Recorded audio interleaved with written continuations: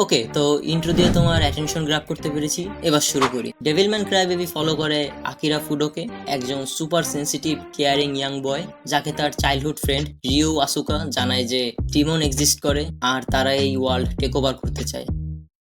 Akira তারপরে possessed হয়ে যায় by a very powerful demon, কিন্তু আকিরার পিওর হার্টের কারণে সে নিজের হিউম্যানিটি বজায় রাখে আর হয়ে যায়। কি মনে হচ্ছে অন্য 4-5টা শোনান অ্যানিমের মতো কাহিনী আগাচ্ছে না? কিন্তু এই ধোকা আমিও খেয়েছিলাম। এখন ডেভিলম্যান ক্রাইবেবি হচ্ছে direct Netflix remake with some minor change. এই রিমেক ডিরেক্টেড বাই মাসাকি ইওয়াসা, যে তাতামি গ্যালাক্সির মতো মাস্টারপিস শো বানাইছে। কিন্তু তুমি তো এইসব শো সম্পর্কে জানোই না, কারণ তুমি তো গোজোর টিকটক দেখতে ব্যস্ত। Gojo is back. এটা নিয়ে তোমাদের যাদের সন্দেহ হচ্ছে, চলো তোমাদের সন্দেহ দূর করে দিই। দেখো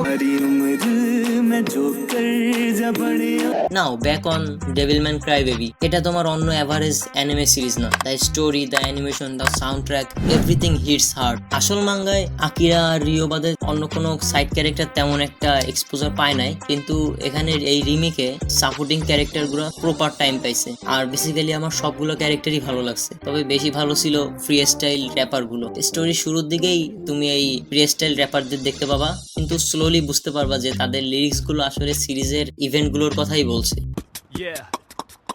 なあ聞いたか、いるらしいぜ悪魔が、それもそこら中いるみたいで悪魔が、だけど実際悪魔ってどんな見かけ、姿形振る舞いまで何も俺は知らねえ。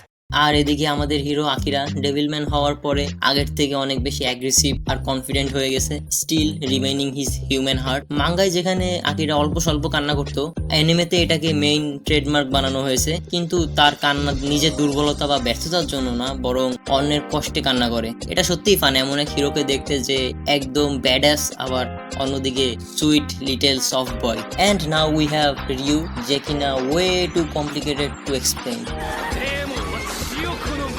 রিও হচ্ছে একদম অপোজিট আকিরার। তার কারো কোনো কিছুর উপরেই দয়া মায়া নাই, শুধু নিজের চিন্তা। এন্ড তুমি যদি ভেবে থাকো নারুতোর রান অসাম, দেন তুমি জীবনে কিছু দেখোই নাই।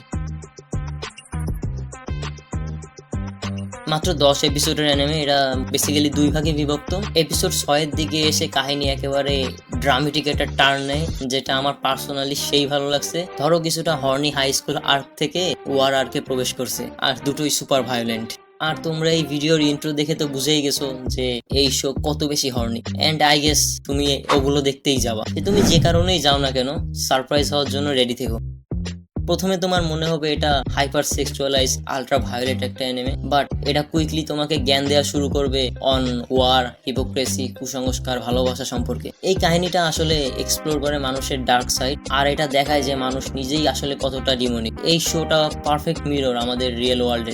আমি এই অ্যানিমে নিয়ে কথা বলতেই থাকবো, তোমাকে আর বোর করতে চাই না। তাই চলো কথা বলা যাক আর্ট অ্যান্ড অ্যানিমেশন স্টাইল নিয়ে। ডাজন্ট ম্যাটার তোমার স্টোরি কত ভালো, যদি তোমার অ্যানিমে অ্যাডাপ্টেশন ভালো না হয় তবে তা কোনো কাজেই আসবে না। এই অ্যানিমেটা একদম ইউনিক এক অ্যানিমেশন স্টাইল ব্যবহার করছে। তুমি যদি ডিমন স্লেয়ার টাইপের অ্যানিমেশন দেখে অভ্যস্ত হয়, এটা তোমার একটু চোখে লাগতেই পারে। যেমন ধরো এখানে নাইট সিন গুলো একেবারেই নাইট মোড। অন্য অ্যানিমেতে নাইটের জন্য কি করা হয়, কুল টোনের লাইট কালার ব্যবহার করা হয়, এতে রাত হলেও সবকিছু স্পষ্ট দেখা যায় আর একটা গর্জিয়াস একটা ভাব আসে। কিন্তু নট উইথ দিস অ্যানিমে, এখানে রাতের সিন গুলো আসলেই অন্ধকার। কিন্তু যে সবই ভালো তা নয়, কিছু কিছু জায়গায় অ্যানিমেশন ড্রপ ডাউন করে, কিন্তু আবার পরি মুহূর্তে পুষিয়ে দেয়। ওভারঅল পুরো শোতে অ্যানিমেশন স্টোরিকে আপলিফ্টই করে। As for the music is just A+, আর সাউন্ড ট্র্যাকের কথা কি বলবো, জাস্ট অন পয়েন্ট, লাইক এই ব্যাটেল থিম।